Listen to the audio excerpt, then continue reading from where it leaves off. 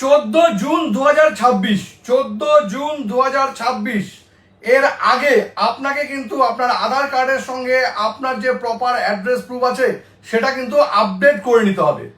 যদি আপডেট করা না থাকে তবে কিন্তু 14 জুন 2026 এর পরে কিন্তু অনেক টাকা দিয়ে আপনাকে সেই আপডেটটা করতে হবে। এখন কিন্তু সেটা ফ্রিতে করা যাচ্ছে। এরকমও হতে পারে আপনার যদি আধার কার্ডের সঙ্গে অ্যাড্রেস প্রুফ আপডেট না করা থাকে তবে কিন্তু সেই আধার কার্ডটা কোনো কাজে নাও আসতে পারে। সুতরাং 14 জুন 2026 এর আগে ফ্রিতে আধার কার্ডে অ্যাড্রেস প্রুফ যদি আপডেট করে নিতে হয় তবে এই ভিডিওটা শেষ পর্যন্ত দেখুন আর প্রসেসটা একদম সেভ করে নিন। দেখুন, এই জন্য শুরুতেই আপনার ফোনের যে গুগলটা আছে সেটা ওপেন করে নেবেন। এই যে গুগলটা আছে আমি ওপেন করে নিলাম। সার্চে গিয়ে এখানে আপনাকে লিখে দিতে হবে মাই আধার লগ ইন। দেখুন লেখা আছে মাই আধার লগ ইন, এখানে ক্লিক করে নিলাম। প্রথম যে ওয়েবসাইটটা আসবে সেখানে ক্লিক করতে হবে। এবার নিচে আসুন, দেখুন এখানে কিন্তু ডকুমেন্ট আপডেটের জায়গায় লেখা আছে this service is free of cost till 14 June 2026। 14 June 2026 আগে কিন্তু আমাদের করে নিতে হবে যদি ফ্রিতে করতে হয়। এখানে ক্লিক করলাম। এবার এখানে ক্লিক করে নেওয়ার পর দেখুন এরকম একটা পেজ ওপেন হবে। এখানে ক্লিক টু সাবমিট, এখানে ক্লিক করবেন। এবার দেখুন এখানে আপনার আধার নম্বর চাবে, এখানে ক্যাপচা দিতে হবে। ঠিক আছে, আমি আমার আধার নম্বরটা এখানে দিয়ে দিচ্ছি।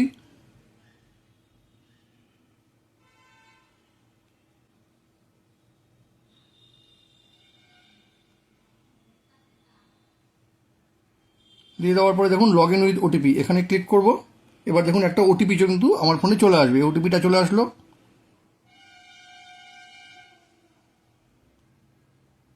এবার লগ ইন করলাম।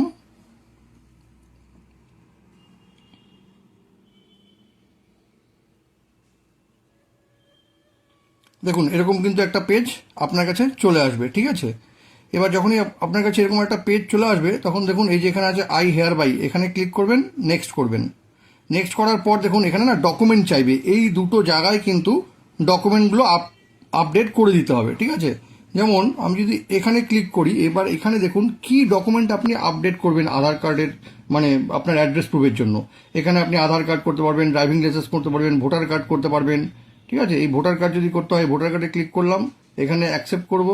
ঠিক আছে, এখানে অ্যাকসেপ্ট করে নেওয়ার পর দেখুন এখানে ভোটার কার্ডে ক্লিক করে অ্যাকসেপ্ট করে নেওয়ার পর আপনাকে কি করতে হবে, ফটো আপলোড করে দিতে হবে। ঠিক আছে, দেখুন সিলেক্ট সাপোর্টিং ডকুমেন্ট, মানে ভোটার কার্ড এখানে করেছি, সিলেক্ট সাপোর্টিং ডকুমেন্ট এখানে ক্লিক করতে হবে।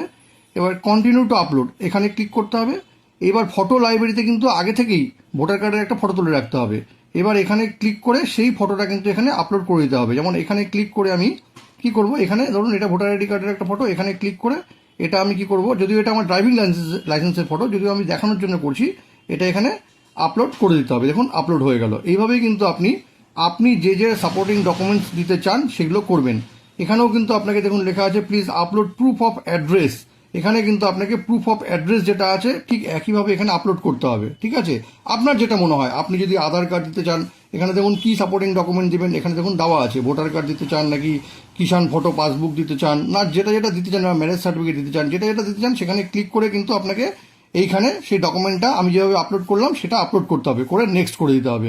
ব্যাস আপনার কাজ কিন্তু হয়ে যাবে। এই ইনফরমেশনটা যদি কখনো আপনার কাজে লেগে থাকে তবে কিন্তু এটাকে অবশ্যই শেয়ার করবেন। আর এরকম নতুন নতুন ইনফরমেটিভ ভিডিও পেতে প্লিজ সাবস্ক্রাইব আমার চ্যানেল সাবজেক্ট সম্রাটকে। Thank you.